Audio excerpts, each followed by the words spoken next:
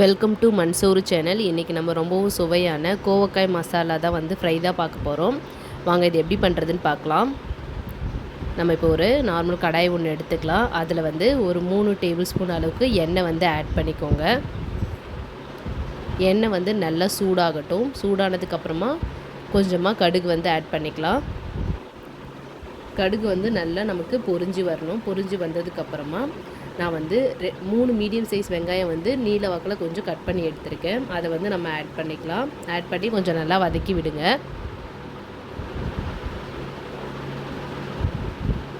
நல்லா நமக்கு இந்த அளவுக்கு வெங்காயம் வதங்கினதுக்கப்புறமா இதில் கோவக்காயை வந்து நான் வந்து ஒரு கோவக்காயை நல்லா இது மாதிரி நீல வாக்கில் வதக்கி வச்சுருக்கேன். ஏன்னா வந்து அது 2 அரிஞ்சு அதே 4 பீஸாக போட்டிங்கன்னா நம்மளுக்கு நல்லா இந்த ஷேப்பில் வரும். ஆட் பண்ணிவிட்டு இதையும் நம்ம நல்லா வதக்கி விட்டுக்கலாம்.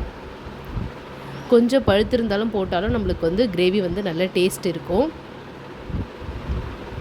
கோவக்காய் வந்து நம்ம நல்லா வதங்கிறதுக்காக இப்போ கொஞ்சமாக உப்பு வந்து ஆட் பண்ணிக்கலாம்.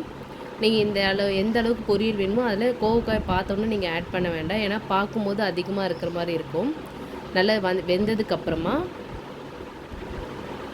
பாருங்கள், நம்ம ஆட் பண்ணும்போது கொஞ்சமாக இருந்த கோவக்காய் இப்போ நல்லா கொஞ்சம் வதங்கி வந்தோன்னே கம்மியாகிடுச்சு. அதனால் உப்பு ஆட் பண்ணும்போது நம்ம கொஞ்சமாக தான் ஆட் பண்ணணும். ஏன்னா பார்க்கும்போது காய் அதிகமாக இருக்கிற மாதிரி உங்களுக்கு தெரியும். அதனால் அதுக்கேற்ற மாதிரி ஆட் பண்ணாதீங்க. இப்போது நான் தக்காளி வந்து 2 மீடியம் சைஸ் தக்காளியை வந்து சின்ன சின்னதாக கொஞ்சம் நறுக்கி வச்சுருக்கேன். அதையும் வந்து நம்ம ஆட் பண்ணிக்கலாம். தக்காளி உங்களுக்கு அதிகமாக வேணும்னு நினைக்கிறவங்க இன்னும் கூட ஒரு தக்காளி வந்து எக்ஸ்ட்ரா ஆட் பண்ணிக்கலாம். தக்காளி வந்து நல்லா வதங்கிட்டுட்டோம். இப்போ மசாலா வந்து ஆட் பண்ணிடலாம். மஞ்சத்தூள் வந்து 1/4 டீஸ்பூன். மிளகாய் தூள் வந்து உங்களுடைய காரத்துக்கு தகுந்த மாதிரி போட்டுக்கோங்க. நான் குழம்பு மிளகாய் தூள் தான் எடுத்திருக்கேன். நான் வந்து 2 டேபிள் ஸ்பூன் அளவுக்கு எடுத்திருக்கேன். ஆட் பண்ணிவிட்டு நல்லா மிக்ஸ் பண்ணி விடுங்க. நம்மளுக்கு அது மசாலா வாசனைலாம் போகிற வரைக்கும் நல்லா வந்து வதக்கி விடணும். நல்லா பாருங்கள், எண்ணெய் பிரிஞ்சு வருது. இப்போ ஒரு சின்ன கிளாஸில் 1 கிளாஸ் அளவுக்கு வந்து நான் தண்ணி வந்து ஆட் பண்ணுறேன். ஏன்னா நம்ம கொஞ்சம் கிரேவியாக வேணும்னு கேட்டோம் இல்லையா, அதனால் கொஞ்சமாக ஆட் பண்ணிவிட்டு இதை நல்லா நம்ம கொதிக்க விடலாம்.